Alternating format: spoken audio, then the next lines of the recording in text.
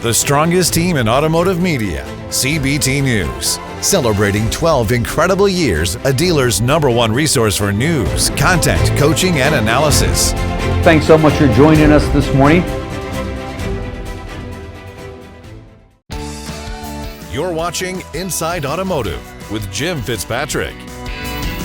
Hey everyone, Jim Fitzpatrick. Welcome into another edition of Inside Automotive right here at cbtnews.com. The Presidio Group, in advance of their quarterly report, has released their year-end 2024 Dealer Sentiment Survey, revealing some noteworthy shifts in perspectives. Today, we are joined by George Karolis, the president of the Presidio Group, to discuss the key takeaways and what they mean for dealers moving forward. So, George, thank you so much for taking the time out of your busy schedule to join us in studio here. It's a real pleasure having you, and congratulations on the release of the report today. Thanks, Jim. It's great to be back. Thanks for having me. We are honored at CBT News to release this report with you. So yeah, it's pretty cool. Hot off the presses today. It really is. It really is. Do they still have presses? Isn't everything just electronic nowadays? I don't know. You have to tell me that. It's your world, not mine. It's your world, right? Right. So, give us an overview on the 2024 Dealer Sentiment Survey and its purpose. How did the whole thing get started? And sure. No, appreciate you asking. At Presidio, we're really focused on being thought leaders to the industry. Yeah. Not only an investment bank focused solely on the auto industry, but we have a ton of dealer clients and relationships in the industry that we provide advice to and try to provide insights to help them as in their decision making every day with their business, and also if they're if they're thinking about strategic alternatives and initiatives. And so we embarked on a quarterly report just a couple of years ago, and with that we decided we're constantly asked by dealers about for insights into what's happening in the industry. Right. What does the future hold? What does the world look like for the dealer industry? And so we decided to launch a survey in 2023 to ask dealers a bunch of questions focused on brands and profitability and sort of sentiment about the industry, headwinds, risks that they're focused on, and where they see the industry and where they see their business go forward. And it's been fascinating to track the changes and results. Every time we release a survey, we do at mid-year and then at year-end. And our survey is there's a lot of surveys out there. Ours is a little bit different because it's very timely. It's a very quick period of keeping it open. And so when we release the results, they're really more indicative of kind of what's current happening right mindset now versus being open for 6 months or 9 months. Right, because the industry could change. So many things can change on the political front or the economic front, and then by the time that survey comes out, and I know the surveys that you're talking about, so it's refreshing to have a quick turnaround on this. Well, and we saw that, and we actually saw that change in the results. Drastic changes actually from our mid-year survey to our year-end survey, and our survey represents somewhere around 3,000 dealerships. Oh wow! So which is a good cross-section. Good sampling. Close, over 25% or so, of course, or roughly of the dealer body, and so it's a pretty good sample. Statistically valid sample of all kinds of brands too. All brands, all dealers, all sizes. That's great. Markets, a lot of big groups, but also medium-sized groups, and then because of our partnership with NCM, we release a lot of NCM performance data that doesn't exist in the industry. Their dealer clients also participate in our survey, so we have kind of a lot of cross-section of dealer insight there. That's fantastic. So talk to us. What were some of the things that jumped out at you on this? That's good. Yeah, there's a few key areas we focus on. The first is about brand, and so we have a brand sentiment index, we call that, and it's dealers ranking the desirability of the different brands from an OEM relationship perspective, but also just from how brands perform and how what they mean to their portfolio. Sure. And let's see, common expected results, Toyota and Lexus at the top, always at the top, right? No shocker there. That's right. No shocker there, and no shocker who's at the bottom. Everyone keeps reporting about the bottom, and that Nissan and Chrysler are struggling, for example. But that's like, tell me something I don't know. What was really interesting to us is we call it the Magnificent Seven, so the top 7 brands. They don't really change much. And we actually we've coined that, and you'll see that in our report that released, the Presidio Magnificent Seven. Aside from Toyota and Lexus being at the top, Subaru number 3. Wow. That was a big, not a surprise, but really interesting. Who would have thought over the years that Subaru would be the 3rd most preferred brand among dealers? Over brands like Porsche and Mercedes-Benz. That's right, yeah. Wow. So, and Subaru was trending at number 6 in our prior reports and jumped all the way up to number 3. So stability in product, really good customer relations. I was going to say why the relations. change? Yeah. You know, so I think a good OEM relationship with the Yeah. dealer body, and then really good sort of brand desirability. But that's always been the case with desirability. Subaru. Has there been something that's changed with Subaru over the last year or so that has catapulted it to number 3? Well, they're probably more mass market now, so they're more Okay. out there. They have more dealerships, Okay. a lot more of open, selling more vehicles, Yeah. and so with that, they're just more on the radar, right? Right, They're more right. in front of dealers.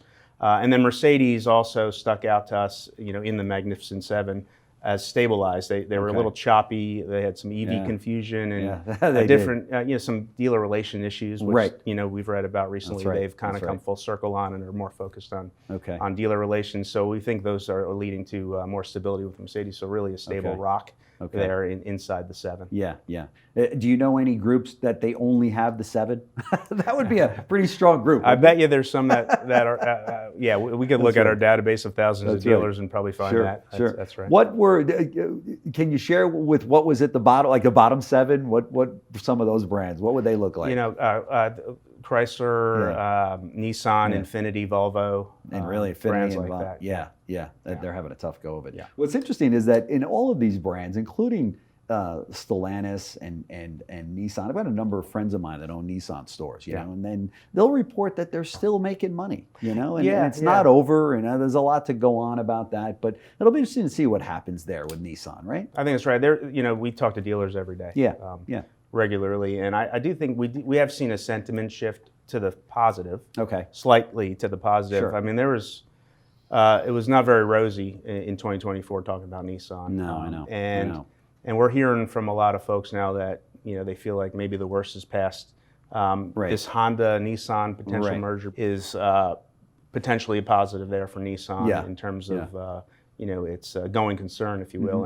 And so, you know, we're hearing from a lot of dealers that, hey, maybe we've turned the corner. Maybe Nissan's okay. Maybe we have actually a few Nissan deals at market right now, believe it or not. And we're actually seeing a little bit better sort of sentiment and a little not as challenging to transact there than it otherwise was earlier in the year. Yeah, it's a good car. It's a good brand.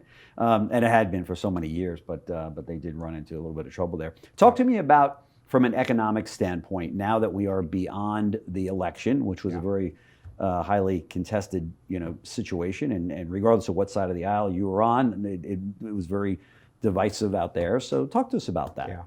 Yeah. Actually, one of the questions we added in our mid-year survey was around the election and you know, kind of dealer owners' concerns and how the election impacted their business and kind of just sentiment. Yeah. And actually, in the middle of the year, in that survey, nearly half of dealers were concerned about the election and the uncertainty surrounding the election, and also somewhat the existing administration. Our survey that we just put out today that covered pretty much ran in November and December. So really pretty much covered post-election. Nearly 3/4 of respondents had a positive view on the results of the election and the impact of the election on business. And so massive shift there. Negative to positive kind of overnight. Wow, that's great. That's great. And it's funny because Trump, you know, he's so pro-business, you know, so pro on cutting taxes, and of course that's a big factor with dealers, and it is with everybody. But at the end of the day, then he's got the tariff, you know, threat out there that makes people nervous. Many people that I talk to say, that's just a negotiation tool, you know, to get people in line, get these other countries in line. Do you see that as such? You know, I think, I saw Jamie Dimon get interviewed on CNBC a couple of days ago, and actually they asked him that question. And he's Jamie Dimon's a lot smarter than I am. Exactly. And, you know, he said, hey, read The Art of the Deal. Have you read that book, The Art of the Deal? You know, his take, I think, if I remember what he said correctly, was it's you know, some of it is just a negotiating stance. And so, you know, we had Trump for 4 years already, and he had similar posture and didn't turn out all that bad. That's right. No question about it. I think I know dealers for the most part are very happy to see him in office for sure. I think that, and now it's very interesting to see him with Elon Musk, you know, because here he's the basically the founder and owner of the largest, you know, EV company out there. And what take do you think that will take on us? Well, Elon Musk is a great businessman, and I think you know, I think the concept is government mandating what consumers prefer and desire versus letting the consumer decide. And in due time, there's a lot of folks that drive EVs. A couple of our partners have EVs.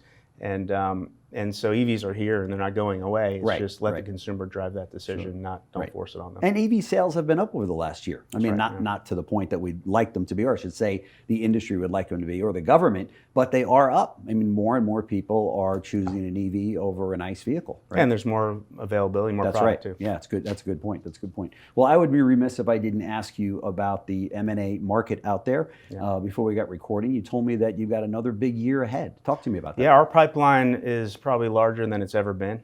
Really? Wow.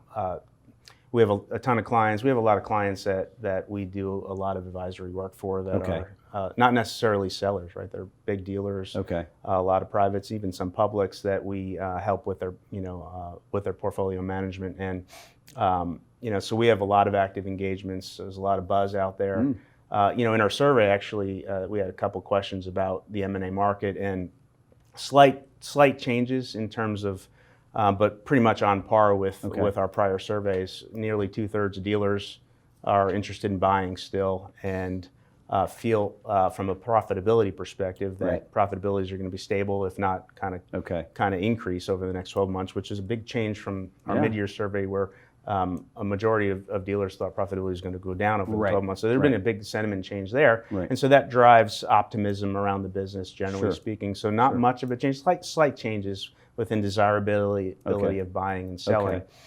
So I think we're going to see, another extremely active year. There's some dealers that kind of, rode the wave of COVID and now we're having to work a little harder, make a little less, we say. And so we'll see some sales there. There's continued aging of the dealer body and lack of succession. And so all of those motivators with 8,000 dealers approximately are still there. So it'll be a very robust kind of year. And I think a lot of folks, it was choppier last year because of the election. A lot of uncertainty. We were still in this normalization, which we dubbed the great normalization, from these COVID highs where the inventory imbalances drove really peak profitability fueled by margins on vehicles, right? Selling vehicles for a lot of money. For sure. That kind of, we've seen in our data with NCM, down 20% in 23, 30% the industry in 24 or so, that it seems like it's leveling off. And so we're kind of at the tail, sort of the stabilizing period of that normalization. So that's actually given dealers comfort about sort of a normalized business. Kind of back to the way it was in 2019. And 2019 was a good year. Yeah, so back to stability of operating, but still, and again, this is very brand and geography specific. In the main, profitability is going to be better than it was in 2019. At least the indicators are there, depending on the brand, though. So brand is going to matter a lot more in that regard. But we are still seeing the data, and we'll release NCM data next week in line with the NADA conference. That we'll see that profitability levels are still going to be above what they were in 2019.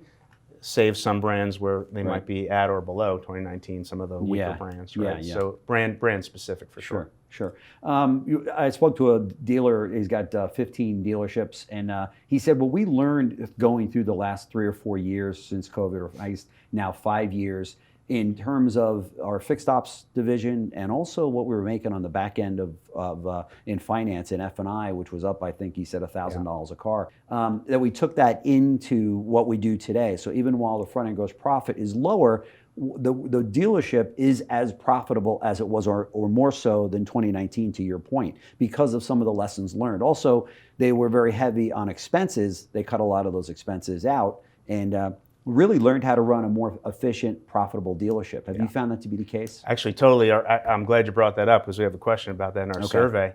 And a majority, I think it's 80+% of dealers say that fixed operations is the bright spot and is actually going to be propping up, just kind of driving that profitability, stability, and growth into the future. Margins have normalized in the main. There's still some brands that are pretty low in inventory on hand, Toyota, Lexus. So we're seeing still some good margins across some brands, but in the main they've normalized. And so what's driving the stability and then increase in profit is fixed operations. Our NCM data as of the third quarter showed that fixed profitability grew over 4%. Wow. Nice. And then we're here in our survey, we asked that question, what's going to drive profitability? So fixed was number one.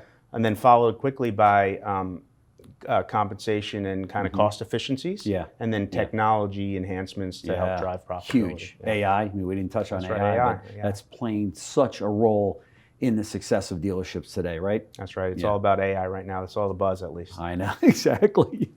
Both in the dealership as well as in the car. I mean, what cars are able to do now is just incredible. But they're just like these rolling computers. I mean, that's right. You know, and with the average age of a vehicle being in excess of 12 years, it's no wonder that fixed ops is running what they're running, right? Yeah, sure. And we saw a lot of kind of cost increases that dealers benefit from on a labor rate perspective. So we've seen it in reimbursements and what you're allowed to charge from a labor perspective, but also the demand from consumers to repair vehicles. It's pricier, it's more complicated, there's more tech. And so those two things create a kind of good support system for fixed ops department, which is usually the higher gross part of the business anyway. That's right. That's right. I've asked this question before. It's kind of a tricky one, I guess, but I'll ask it anyway. And that is it a buyer's market or a seller's market today? It's a good question. Mostly it's a seller's market. Okay. There's certain brands where it's a buyer's market, and you know, we don't have to name those, but there are still more buyers than there are sellers. We just took a deal to market, a really good deal. It's a couple luxury stores, and there's, you know, we had to stop the list somewhere in terms of who we thought we might go to that'd be interested. And so for the right brands, there's significantly more demand than there is supply. What we'll see is, though, as things normalize and continue to normalize, we see this in all markets. You know, there'll be there was a bigger bid-ask spread, we call that, in terms of what buyers expected and what sellers are willing to pay as the industry has evolved and kind of changed. And so we're going to still see some of that in the industry. There will be sellers, with unrealistic expectations, and there'll be buyers that want to pay less, and so that dynamic will always exist. But in a market where there's a rational seller that understands market value and a rational buyer, it's going to be a robust buy-sell market, and there'll be a good demand for quality assets. Will we see the publics coming back in a big way? I mean, they've been a little bit on again, off again over the last few years, right? They have, their appetite was huge in 2021 and 2022, and so we saw a lot of large transactions. We kicked off large. I bring this up every time, but the Park Place transaction was one of the largest at the time. That kind of kicked off these large deals. And so we saw a lot of large deals by the publics, and then they had to absorb them, digest them, and then we kind of started this normalization process in the industry. So the publics were a little bit more measured and balanced in their capital allocation approach.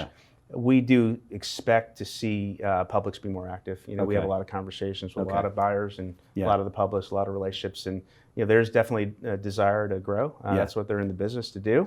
But they're going to be prudent about it. They're going to make wise acquisitions, not going to quote unquote overpay. So they'll be measured and diligent about it. But I'd expect to see sort of kind of a better pace of acquisitions from all, right? 23 was a little choppier because of all the headwinds we discussed. Yeah, of course. How many calls on average do you have to make before you find the owner or the potential candidate for that store? Is it because I know you guys got a great reputation out there. When you're making that contact to somebody who goes, "Hey, George, I think I'm ready to sell." Do you already, the wheels start turning as to go, "I know just the buyer for that store"? It's funny, yes, oftentimes it's right in your face. We're all about, we say quality versus quantity. There's a lot of folks in the industry that let's say broker deals, right? We have a more bespoke approach, right? This is sometimes the biggest decision in most cases that a dealer will make, right? For their family and their investment. Business, and there's a lot of art and science to it, but it's matching the right candidates. Again, there's more buyers than there are sellers, and so it's really focused on the right folks that are going to be great stewards for that business. And sometimes, the first buyer that comes to your mind is usually the one. There's not really an average number of calls. Sometimes we'll call one. Just one buyer. We'll agree with our client, hey, we think the best way to keep this quiet and move it quickly is with this great buyer. And sometimes it's just one call, and sometimes it's a process, and then sometimes it's somewhere in between where it's just a handful. There's really not a cookie cutter approach. No, okay. Every deal's different, but interesting. Because I know you guys have got great reputation out there. So I'm sure the wheels are always spinning and people are reaching out to you going, if you ever get a Porsche store or if you ever get a Subaru store. Porsche is usually the one. Porsche we want. It's kind of interesting because Porsche valuations are, a little higher, right? Yet it's more of a, I think it's more of a trophy label purchase, but it's a great brand for sure. So people like Porsche. There's not a lot of Porsche dealerships and not a lot that come out. But, we hear a lot about Toyota and Lexus these days. Toyota and Lexus, I'll take it anywhere. I'll take it anywhere. Oh God, no question about it. One last question, and that is, what is your take on the situation with Scout? And I mean, I know you handle and you've handled so many VW stores, Porsche stores, Audi stores. What's the sentiment out there? Those dealers must be freaking out. Going, wow, what a kick in the. Yeah, there's not a ton. There's not as much conversation as you'd think, but. I'd probably ask you to have Kevin Tynan, our director of research, on, because that's his area of focus. To really talk about it. But I think the states are on it, right? The state, the associations, dealer associations are on it, and the dealer body's on it, and but we're going to see others try to poke away at that as well as we are, and so I don't not really have an official take, except I think we're following it, and Kevin Tynan on our team, who's a former Bloomberg analyst, is really all over it, and so he'll have some insights on that in the future. Fantastic. George Karolis, president of the Presidio Group. Congratulations on the new reports. They are available right here at a link right below the video that you're watching. So thank you very much for tuning in. And again, thanks so much for stopping by. This is great. Thanks for having me, Jim. Love getting the update. Thanks. Appreciate it. Yeah, pleasure. Thanks for watching Inside Automotive with Jim Fitzpatrick.